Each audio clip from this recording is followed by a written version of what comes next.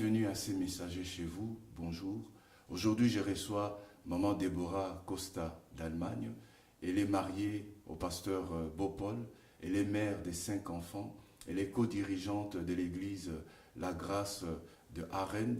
Elle est aussi coordinatrice du ministère Femmes, lève-toi, sois éclairée. Bonjour maman. Bonjour pasteur.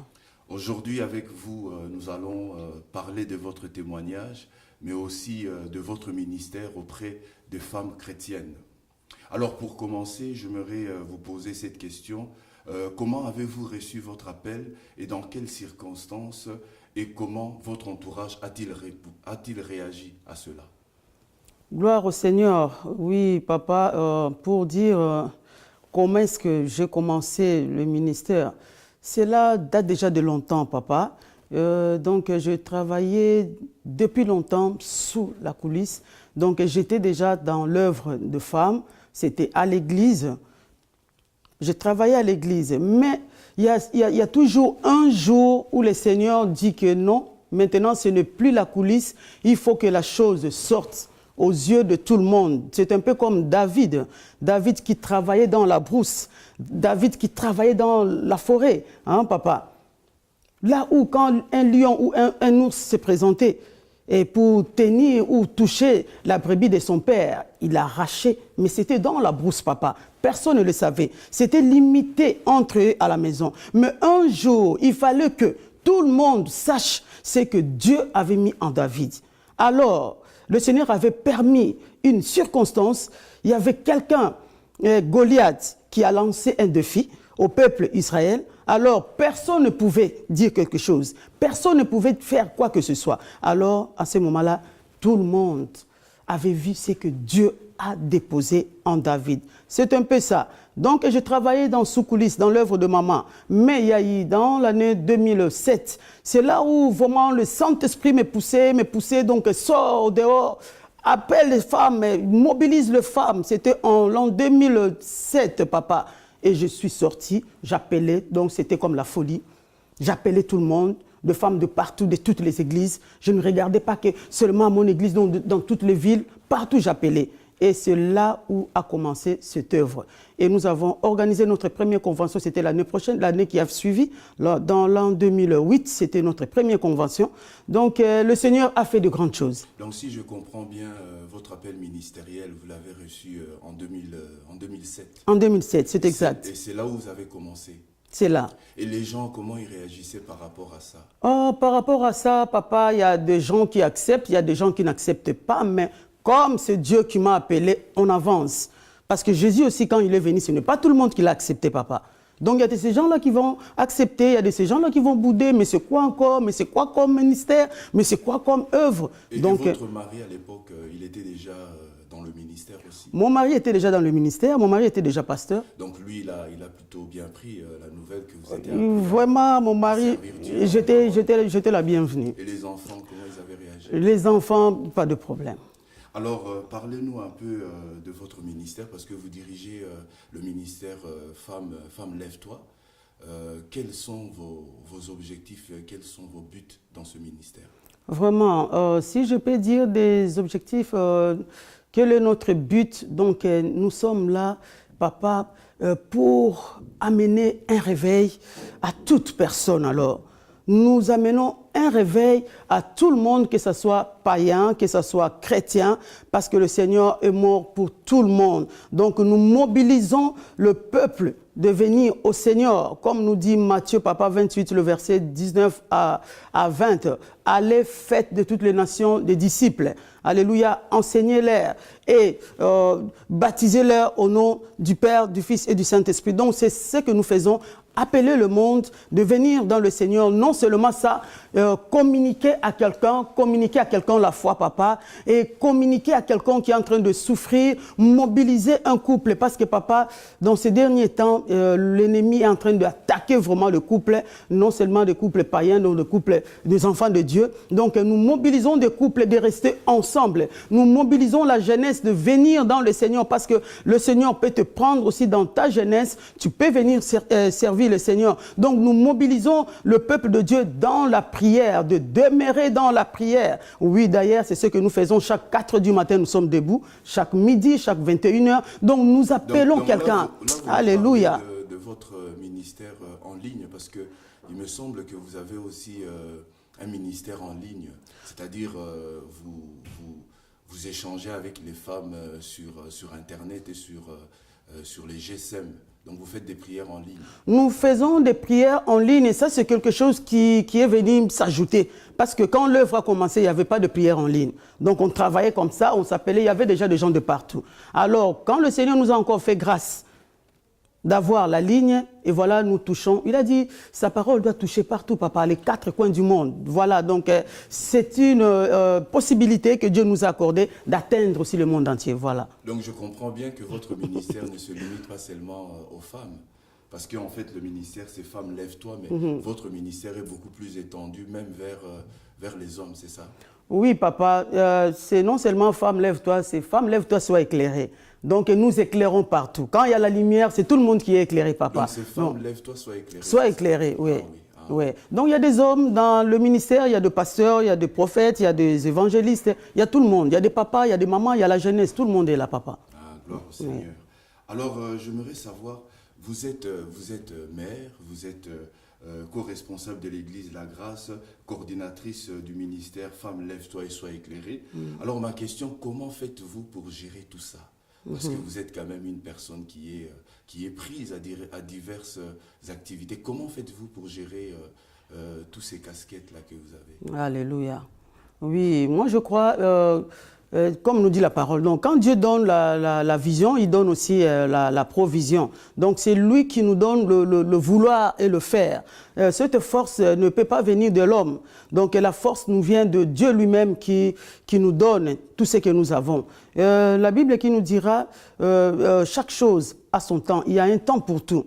Donc en tant que mère, j'ai aussi le temps de servir aussi mes enfants. Donc j'exerce mon devoir en tant que mère. En tant qu'une femme mariée, j'ai aussi le temps d'exercer mon devoir en tant que femme mariée. En tant que dirigeante de ce grand ministère, donc le Seigneur me donne toujours le temps d'en faire. Et à l'église, avec mes engagements que j'ai, le Seigneur m'accorde vraiment le temps. Je sais comment répartir en tant que femme, en tant que ministre de Dieu. Donc je sais comment répartir le temps. Amen, amen. Alors l'autre question en fait que j'aimerais vous poser, c'est celle-ci. Comment expliquez-vous le succès de votre ministère auprès des femmes? Et on vous voit souvent dans diverses manifestations, on vous voit souvent dans les réseaux sociaux et vous êtes vraiment suivi par beaucoup de personnes en ligne et vous êtes aussi sollicité dans divers pays, dans diverses églises, comme par exemple aujourd'hui vous êtes à Vulvoorde pour animer une convention des femmes. Amen. Et ma question en fait, expliquez-nous un peu votre succès. Comment expliquer cet engouement qu'il y a autour de vous, que vous êtes sollicité de partout? Oh papa, ça je ne peux que rendre gloire à Dieu. Je ne peux que rendre gloire à Dieu, je ne peux pas me glorifier, donc que Dieu soit élevé dans ma vie. Et comme nous dit dans le livre de Psaume 75 ou 75, l'élévation ne vient ni de l'Orient ni de l'Occident, mais l'élévation vient de Dieu. Avec tout ça, donc ce n'est que Dieu.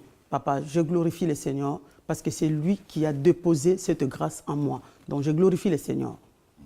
Et j'aimerais aussi que vous puissiez parler aux femmes qui nous suivent, qui ont un ministère, mais qui n'osent pas s'engager dans le ministère de peur d'être trop prises par le ministère.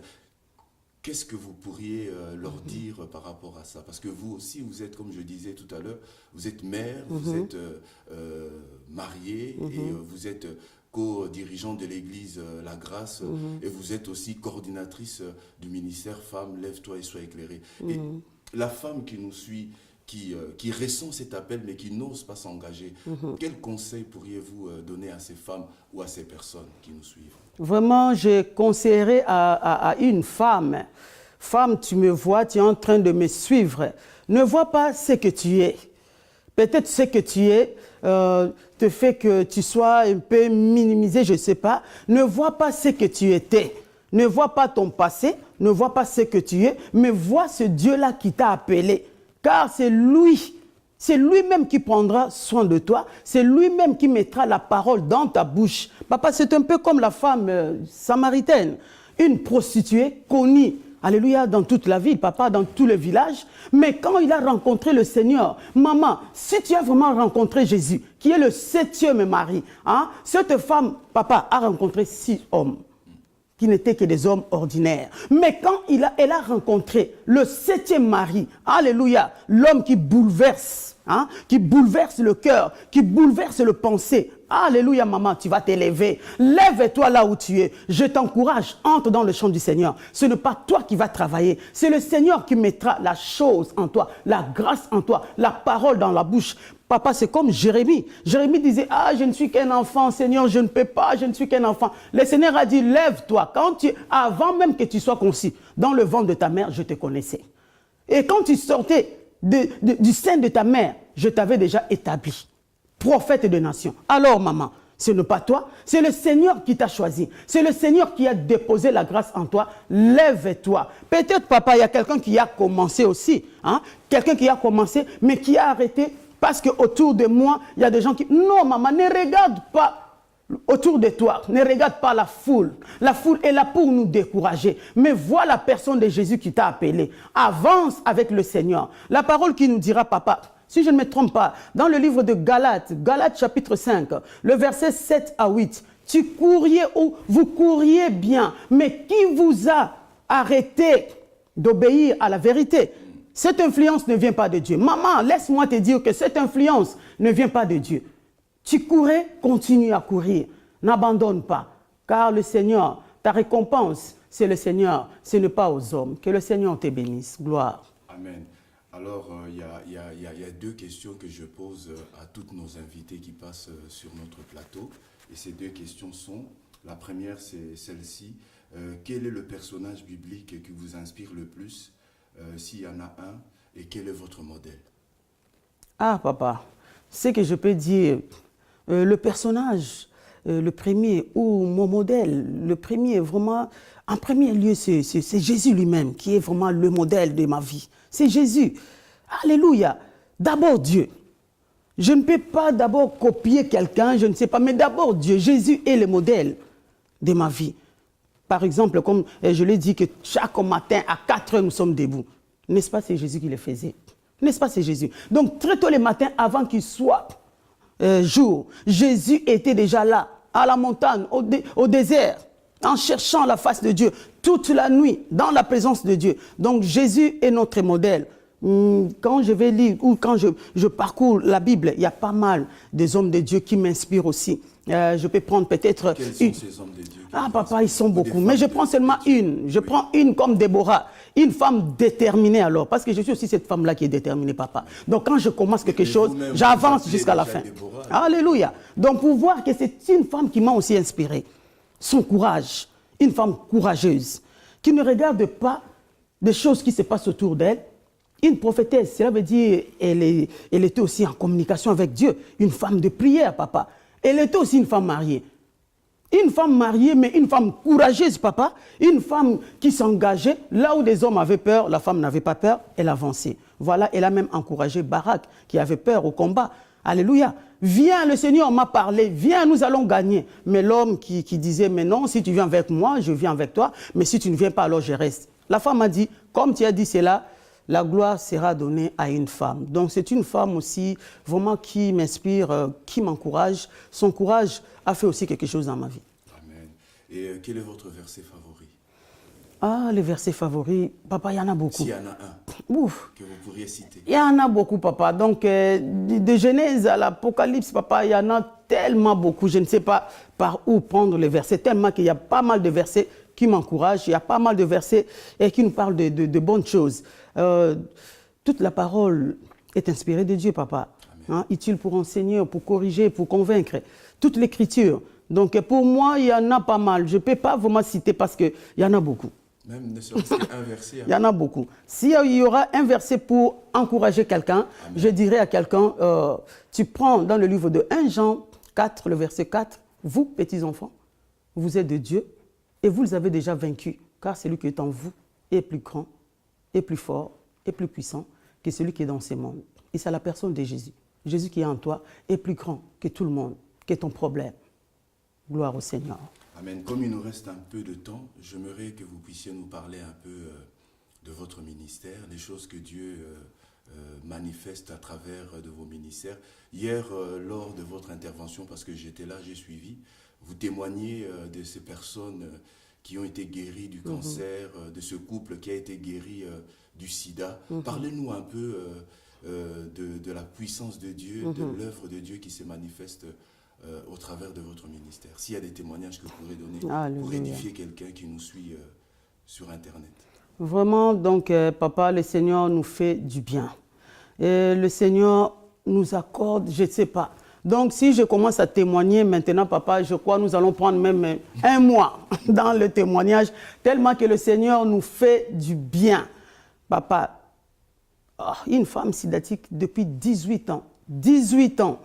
Mais la prière de 2 minutes, cette femme a reçu la guérison. Et de cancéreux, n'en parlons même pas. Des fous, des folles, que le Seigneur est en train de guérir au travers de ses ministères. Et qui encore? Des femmes qui ne conçoivent pas, Seigneur. Oh, Seigneur, Seigneur, Seigneur. Alléluia. Basi babota kate, bana bazo sopana lokola mvula, lokola mbula. Papa, les enfants tombent comme la pluie. Les femmes qui n'accouchaient pas, là où les médecins ont mis vraiment la croix, que jamais tu n'auras des enfants. Donc le Seigneur nous donne des enfants. Hein? Je peux même citer les noms. Il y a le bébé Elikia qui est là en ligne. Il y a le bébé Samuel Elonga. Il y a le bébé Teresa qui est là. Il y en a beaucoup. Donc le Seigneur a béni les femmes qui ne concevaient pas. Le Seigneur a guéri la folie, la dépression. Donc, beaucoup de maladies sont guéries, comme le Seigneur guérissait toutes sortes de maladies. Donc, c'est ce que nous sommes en train de vivre. Et ce n'est pas seulement la Bible, mais nous vivons la Bible maintenant live, papa. Donc, le Seigneur nous fait de grandes choses. Nous vivons de grandes choses alors. Amen, amen, amen. De miracles chaque jour alors, papa. Chaque jour. Et des couples qui étaient séparés, donc des couples reviennent ensemble. Donc, c'est encore notre but. Nous prêchons, laisse-moi encore profiter de dire que chaque mercredi, nous prêchons sur la famille, sur le foyer, sur le couple. Les couples qui étaient déchirés, il y a les couples qui sont vraiment ensemble. Il y a la réconciliation qui, à travers la prière, à travers la grâce que le Seigneur a déposée dans ses ministères, papa. Donc, il nous fait vraiment beaucoup du bien. Alors, j'aimerais, pour terminer, j'aimerais que vous puissiez nous parler un peu de ces prières que vous faites en ligne. D'où vous est venue cette idée et dites-nous un peu comment ça se passe, ces prières en ligne. Papa, c'est une bonne question. Je suis cette femme-là de prière. Je suis cette femme-là qui se réveillait, qui se lève déjà la nuit. À 3 h du matin, quand il n'y avait pas encore la prière en ligne, papa, à 3 h du matin, je suis debout, je peux prendre le temps, peut-être jusqu'à 6 h. Je me lève à 5 h, je me lève à 4 h. Mais il y a eu un moment, ça bouillonnait en moi comme le Seigneur agit en moi. Ça bouillonnait en moi, donc ne prie pas seul. Prends quelqu'un. Juste pour Alléluia. les personnes qui nous suivent, peut-être qui ne comprendraient pas ce que veut dire la prière en ligne. En fait, ce sont des prières qui se font au téléphone. Des gens sont répartis dans différents endroits et sont connectés à une personne, à une ligne. Et de là, la prière se fait simultanément, je crois. C'est comme ça. Oui, papa. Donc, cela a commencé même au téléphone. Quand ça bouillonnait en moi, je prenais 2, 3 téléphones. Je prenais les téléphones de mes enfants. Donc, j'ai connecté des gens comme ça. Il n'y avait pas la ligne. Donc, l'esprit me poussait de réveiller aussi une femme à côté de moi. Réveille la personne qui dort. Réveille. Et voilà, le Seigneur nous a fait grâce une boîte qui peut prendre 1000 personnes à la fois. Une boîte qui peut prendre 1000. Boîte qui peut prendre 1000 personnes. Donc nous sommes nombreux, papa. Même plus de 3000. Amen. Oui. Dans ces ministères, donc, nous sommes plus de 3000. Nous sommes nombreux en ligne. Je t'invite, toi qui dors, réveille-toi. Ne continue pas à ronfler jusqu'à 8 heures, jusqu'à 7 heures. Non, lève-toi la nuit, commence à chercher la face de Dieu. Alléluia. Et le Seigneur te bénira. Prends le modèle de Jésus, Jésus qui est notre modèle. La nuit déjà, il s'est réveillé, il s'est levé déjà pour monter à la montagne, au désert, pour commencer à chercher la face de Dieu. Voilà, maman, papa, lève-toi. Lève-toi et je sais que le Dieu des solutions est là. Malgré le combat, le Seigneur est là. Dans la prière, tu trouveras aussi la solution à tes problèmes. Gloire au Seigneur. Amen. Voilà, nous touchons à la fin de notre émission. Et je voulais juste vous demander si vous avez un message à faire passer ou si vous voulez dire quelque chose avant de terminer notre émission aux téléspectateurs et aux internautes qui nous suivent. Vraiment, ce que je pourrais dire à quelqu'un, c'est lui qui n'a pas encore reçu le Seigneur Jésus en tant que Seigneur et Sauveur. Voilà l'occasion de recevoir Jésus.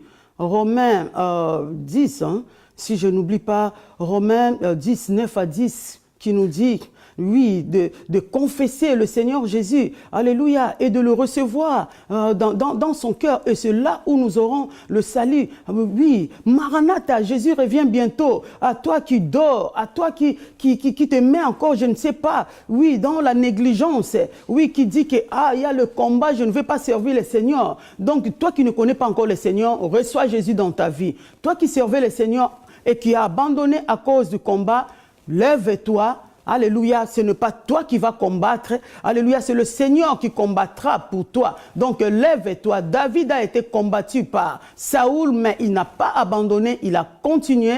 Il y a Paul qui était combattu, même il le dit. Alléluia, oui, Alexandre le forgeron m'a fait beaucoup de problèmes. Alléluia, mais cela n'a pas empêché apôtre Paul de continuer. Donc j'encourage quelqu'un de continuer dans l'œuvre de Dieu. Toi qui n'as pas encore reçu le Seigneur, voilà l'occasion. Que le Seigneur te bénisse. Alléluia. Oui, papa, là, je ne manquerai pas à dire aussi un mot pour mon mari qui m'encourage, papa. Que le Seigneur vraiment lui bénisse. Il y a de ces hommes-là aussi je ne sais pas, qui diminuent leurs femmes. La femme a le ministère, mais il y a de ces hommes-là qui empêchent leurs femmes d'avancer. Mais pour moi, mon mari vraiment m'encourage d'avancer. Donc, que le Seigneur puisse encore bénir mon mari et que le Seigneur puisse bénir tout membre de femmes. Lève-toi et sois éclairé. Et que le Seigneur puisse vraiment encore te bénir, pasteur. Alléluia, avec maman Élisée, pour l'invitation que vous m'avez accordée. Pour moi, vraiment, c'est une grâce. Que le Seigneur vous bénisse.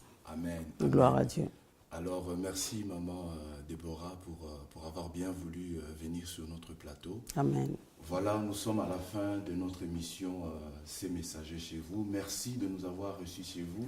Pour plus d'informations et pour aussi en savoir un peu plus sur le ministère de maman Déborah Costa, veuillez nous contacter aux coordonnées qui s'affichent au bas de vos écrans. Que le Seigneur vous bénisse.